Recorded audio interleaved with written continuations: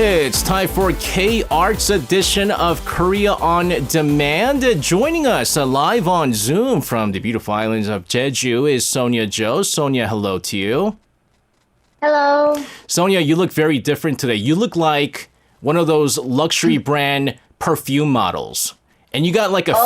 Do you have the fan on right now purposely so that your hair is all like waving like a model?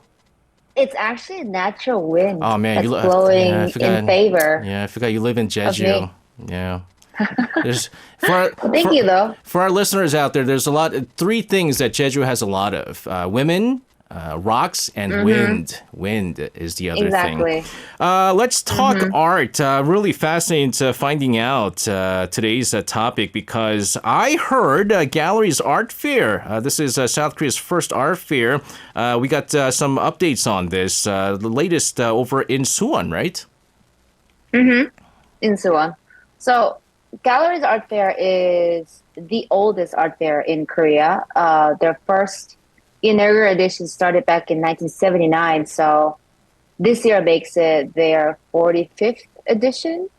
What sets this art fair apart from other art fairs is that you have to be the member of Korea Galleries Association in order to take part in this art fair. Oh, wow. And there are about like 170, more than 170 galleries in Korea that's a member of this association, including, the Korean major galleries like Gallery Hyundai, Gukjae Gallery, and Ghana Art. And they have some criteria in order to, if you want to become the member of this association, like, for example, you have to operate your gallery business more than 5 years, and then you have to curate more than 4 exhibitions per year.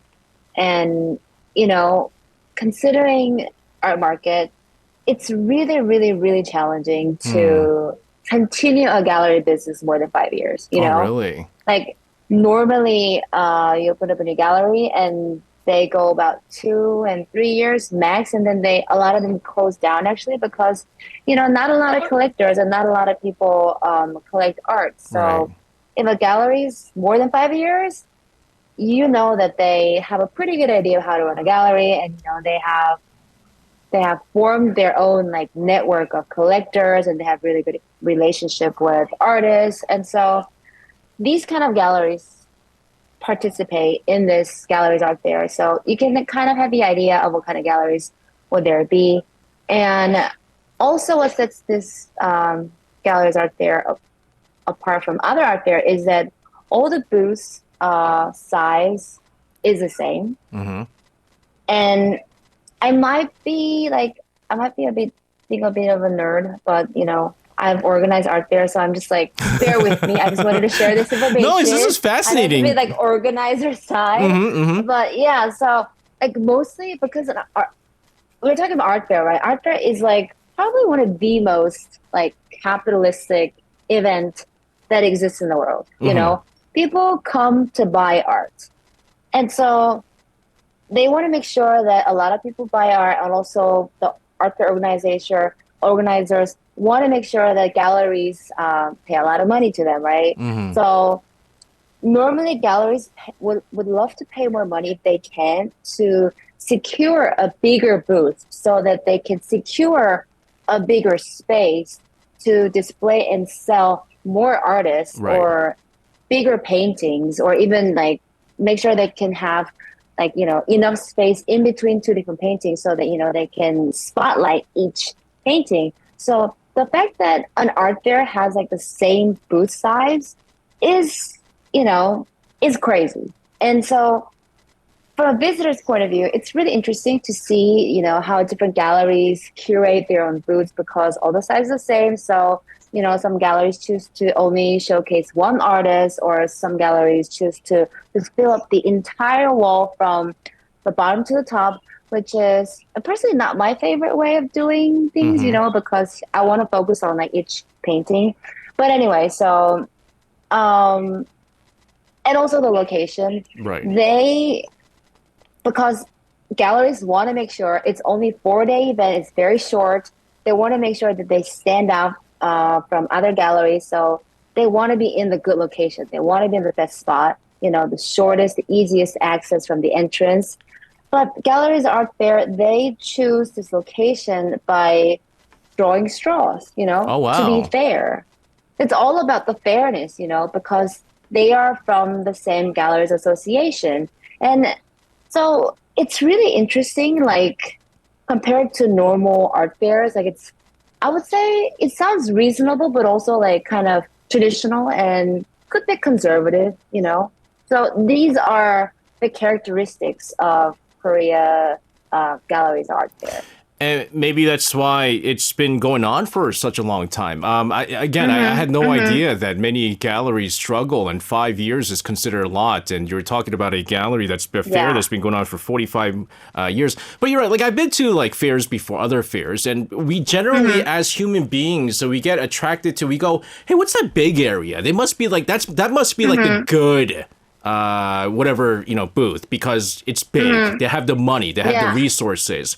But when And it everyone's looks kind of impressive. yeah, and like everything, if everything is on a level playing field, then you go, all right, I'm gonna check out every one of them, and then to go as far as to pick straws to find out who's doing this. Yeah. This is pretty cool. But here's the thing, though. From what I understand, the fair has mostly been held in Seoul, but this year, Galleries Art Fair is being held in Suwon, the home of Galbi. Why Suwon? Is it? Why Suwon? Why so on? It's a good question. I mean, weirdly, when you run an art fair for more than a few years, you just want to expand. Yeah. I don't know why. Like, you just have the urge to expand. If the fair goes well, you want to expand. If it doesn't go well, you still want to expand. And I think it's because, the curiosity and also the expectation and anticipation towards different market that is in different region, because art fair is a very regional, local event. And I think it's also because like other global premium art fairs like Art Basel or Frieze, they are just doing so well. Like Art Basel, for example, started from Basel, Switzerland, and then now they are in Art Basel, Hong Kong and Miami. Frieze, for example, they started from London, and then now they do it in LA, and in September, obviously, in Seoul. So not just they are in Europe, but also they are in America and Asia as well. And, in Korea, Art Busan, that happens in Busan, they actually launched to Seoul, called Define Seoul. And there are also some other art fairs that does in Seoul, but then they also do it in Jeju as well. And so, if you think about it, it's really interesting why they chose Suwon, the oldest, the most traditional, the most established art fairs in Korea, to Suwon to expand. And we can think of other cities like Busan or Daegu, which is the second or the third city of Korea. But there are already art fairs going on there that is operated by these regional branches of the association. And so they wanted to, look for other places. And Suwon is, pretty close from Seoul, and especially around the Gwangju Shindoshi, there are a lot of like new IT and bio companies and corporates there. So I think they're trying to target and turn these people in their 30s and 40s working for these companies, high income people and like collectors or newly married couples, and like really turn them into a new young collector. And I think that's what they're going for. I might be wrong, but I think that's, the reason why. And also other reason is that obviously like ever since the pandemic, the economy has gone really bad and art market like nearly crashed. It's not doing well. So they have this pressure to having to find a new market and a new collector base. No, I think this is cool because you made a very good point with like Gwangju, but also Pangyo, right? I mean, that's like the Silicon Valley. And I remember, what was it, a couple of months ago, I had a chance to go there. And I knew it was called Korea Silicon Valley, but I could not believe how rich some of these people are. So some of the fanciest cars ever, and they're all in like their 30s and 40s, right? So when you're trying to target those young people 20s, 30s, 40s, people who made it big in the IT sector and you know, trying to get some more new collectors. I think, yeah, you're right. I mean, proximity wise, and also Suwon being a very, you know, I know I joked around saying that home of good galbi, but it's a very, there's a lot of history in that city. Right. And to have it in the proximity of a lot of these, you know, major Gyeonggi neighborhoods, it's smart. But speaking of neighborhoods, like when we talk about like galleries being concentrated in certain regions, like in the capital, so you have like Samcheongdong, right? And then you have like Insadong, you have Hamnamdong. And like these areas are great for art lovers to stroll through, but why are art galleries so concentrated in these specific neighborhoods though? So one of the first commercial art gallery in Korea was called Hwarang, and Hwarang was located in the lobby for Pando Hotel, which is today's Lotte Hotel in Myeongdong. And back in 1970, the curator who worked for Hwarang, she opened up her own gallery in Insadong, which is today's Gallery Hyundai, one of the major galleries in Korea. And so ever since then, you know, around the Gallery Hyundai, they become more commercial galleries, and that kind of expanded to Samcheongdong area. And you know, today now we have the Korea Modern Contemporary Art Museum and the a few other museums there. And but definitely, like Insadong and Samcheongdong has the history of the birthplace of commercial galleries in Korea, and is definitely the art destination. When it comes to Hannamdong, I mean, it is, traditionally one of the richest area and neighborhoods in Seoul. Yes. And like ever since, I think it was like back in 2020, like during COVID, one of the global mega galleries called Pace Gallery, they operated a Seoul office in Hannamdong, and then, they kind of expanded to where they are now. And then there's, Limam Open Gallery, another major global gallery that came from Samcheongdong, and then they moved to Hannamdong. And underneath the ground floor of the Gucci store in Hannamdong, there's this gallery called Foundry Seoul. So like, around this, like the main boulevard, there are like corporate sized galleries operating in Hannamdong right now, and some few other like new emerging galleries in the back alleys. And Hannamdong's really like trendy and also like very hipsterish, very fashionable, along with the other, nice boutiques there and the stores. So they have definitely and became a new art destination of Seoul. Yeah, definitely. So, I mean, some places remain the same, but again, when we talked about Suwon, they're trying to expand different places, like in the United States, right? Like all of a sudden, I find out like Dallas is becoming a hot art city. We always thought it was like New York City. Oh. And now all of a sudden, like Dallas is like really turning into a hot, city for art destination. Yeah. And so we're always looking for more new places. But again, there are reasons for why these neighborhoods continue to remain to be favorite places for art lovers. Going back to Galleries Art Fair, like what's the scale of this year's Galleries Art Fair? So the art fair is happening since yesterday, and it goes until this weekend, Sunday. So among the 170 galleries that are the members of the Korea Galleries Association, around 95 galleries have participated. They also have 8 different special exhibitions, including showcasing some of the new emerging artists and the new media artists, photography and sculpture, and also some programs for kids as well. All right, so which parts of this year's Galleries Art Fair should we pay attention to? We're going to get your experts' take on this, and which artists are worth looking forward to?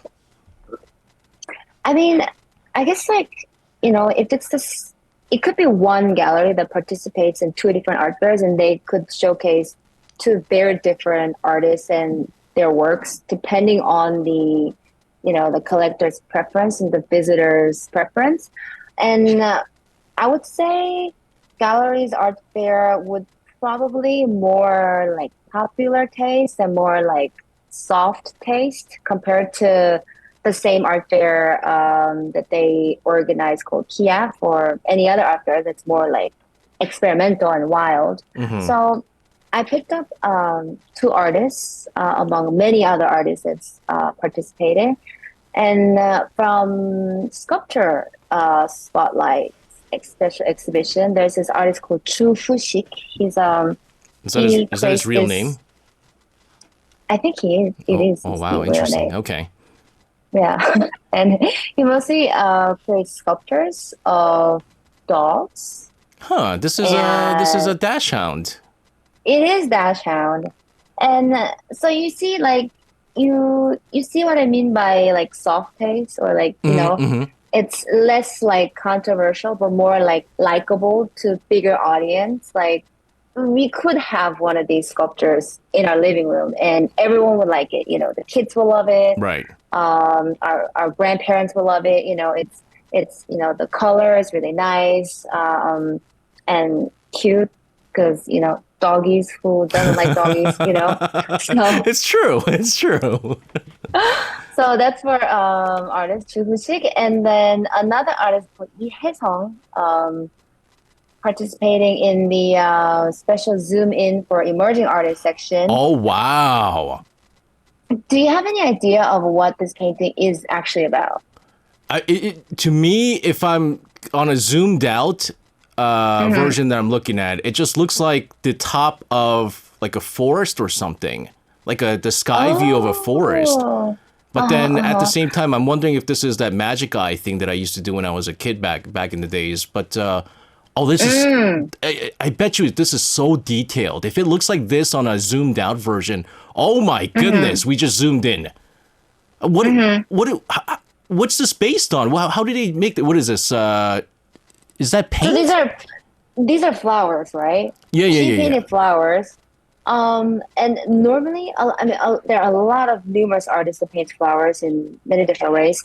What's so special about this artist is that he focuses on the birth and the death of the flower. Uh-huh. So we normally see a flower that's like blossomed with like, bright colors, and we say, "Oh, the flowers are pretty, right?" But then, as they wither away and they die, like we don't really find it beautiful as much as we find the pretty blossom flower beautiful, Right.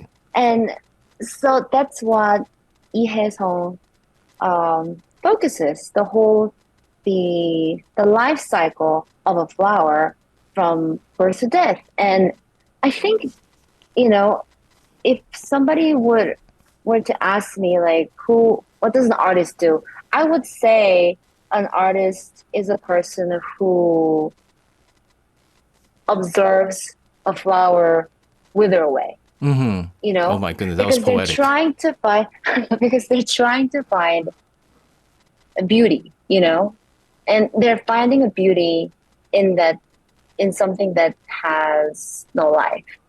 You know what I mean? Yeah, for me though, the most fascinating thing I want to ask: is this just oil paint? What did this artist draw? It's just oil paint with brush. Yeah. How in the world are you able to paint something like this? I mean, There's so much detail, right? this has to be probably one of the most detailed artwork you've ever showcased. I mean, this is unbelievable. I mean, it looks like, what is it? If you told me this was like, what is it, color pencil, I would have believed you. Oh yeah. Yeah. Oh wow, that is absolutely amazing stuff, and that was very potent. You're right. I mean, it's artists portray, see things very differently. But I'm really interested in this fellow. The reason why I asked you if that person was a real name is because apparently artists used names like Dopamine Choi. Tell me, who's Dopamine Che? He's a pop artist. Yeah. I like this. Tell us more about this artist. So Dopamine Toy talks about happiness and addiction by personified character of a dopamine, the hormone in our brain, and he visualizes the things that we imagine in our heads, but he creates this a fantasy world that is inside of our brain, and kind of builds this worldview that this character dopamine goes about, And when we talk about addiction in the past, it's probably was just alcohol or nicotine, that something that, just damages our body. And nowadays we talk about, Instagram Reels and YouTube Shorts, this short form video content, and also the food that's like super sweet or super spicy or super salty. And so,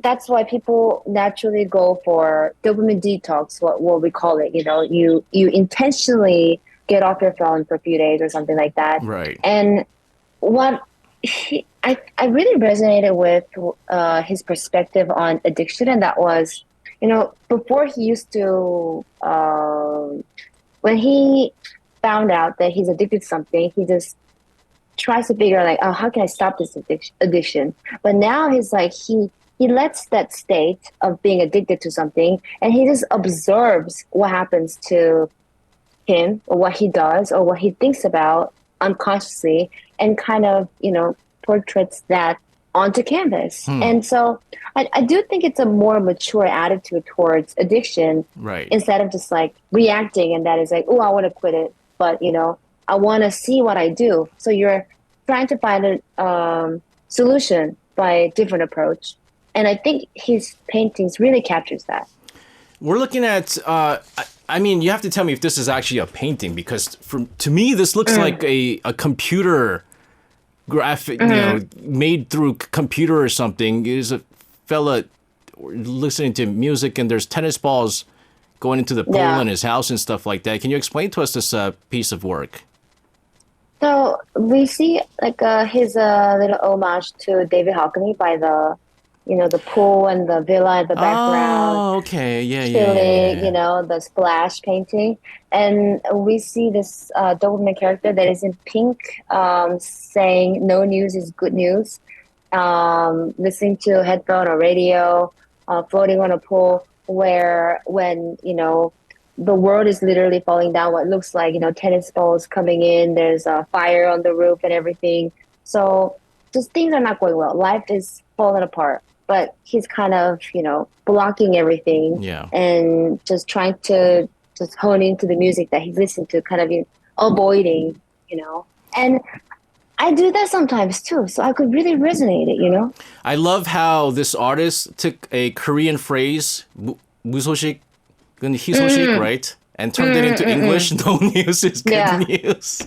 Does it actually make sense? It does, right? No, it does. I knew right away it was the Korean phrase, right? If you don't hear from anybody, if someone, that means, there's nothing going bad for that person. Usually when we get like a call, it's like bad news, someone's passed away or something like that. So like the fact that nothing is coming out, that no news is coming out, maybe it's everything's going well.